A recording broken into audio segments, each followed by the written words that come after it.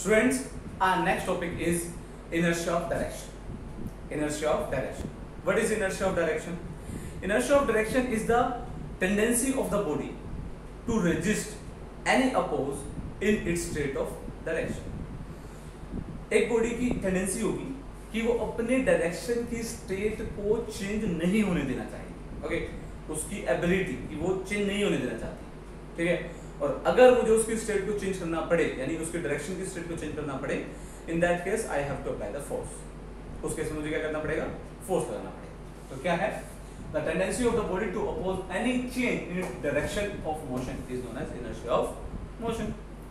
तो again I am repeating, कोई भी बॉडी चाहेगी कि वो जिस डायरेक्शन में मूव कर रही है वो उसी डायरेक्शन में मूव होती रहे.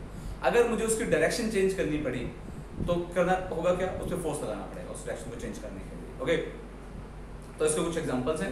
Let's discuss some examples. When a fast moving bus negotiate a curve on the road. एक फास्ट मूविंग बस है, वो क्या कर रही है? एकदम से क्या कर रही है? कर्व ले ली.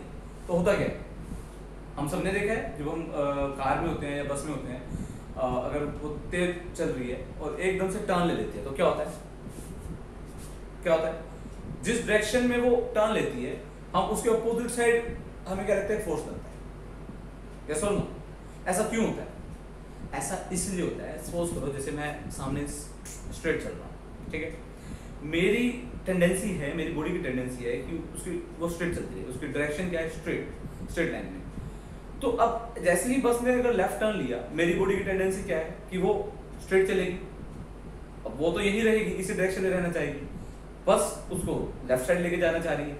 अब लेफ्ट साइड लेके जाना चाहेगी तो क्या होगा?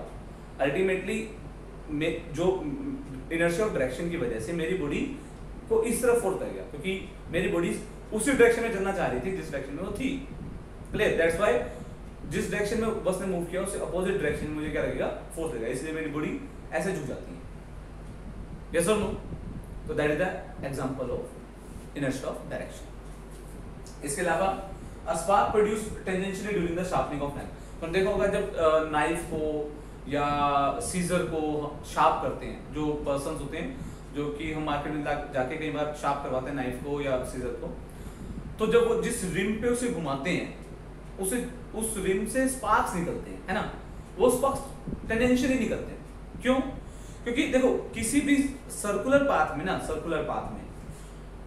अगर कोई भी चीज सर्कुलर पाथ को लीव करती है तो टेंजेंशियली मूव करती है. जैसे अगला एग्जांपल है, उसको कर लेते हैं, उसके बाद ये ज्यादा से समझ आएगा. Stone tied to the string moving in a horizontal circle. अगर मैं एक स्टोन को एक हॉरिजॉन्टल सर्कल में एक रस्सी के थ्रू, एक स्ट्रिंग के थ्रू क्या कर रहा हूं? घुमा रहा हूं. If the string breaks then the stone flies away tangentially. तो उस केस में क्या होगा? जो स्टोन होगा वो टेंजेंशियली जाएगा. क्या मतलब है इसका? जैसे अगर मैं इसको ऐसे घुमा रहा हूं तो ये इस पॉइंट पे आके अगर रस्सी टूट गई तो वो इसी पाथ में घूमने के बजाय टेंजेंशियली चला जाएगा. ऐसा क्यों होगा?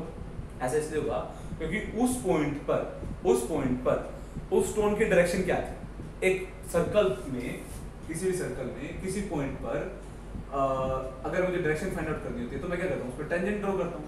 यानी अगर मैं एक स्टोन को घुमा रहा हूँ तो इस पॉइंट पर अगर जो स्ट्रिंग है वो ब्रेक हो जाती है तो वो उसकी डायरेक्शन क्या है? टेंजेंशियली ये वाली डायरेक्शन है उसकी, इसलिए वो इसी डायरेक्शन में क्या होगा? मूव कर जाएगा. जब जैसे स्ट्रिंग क्या करेगी? टूटेगी.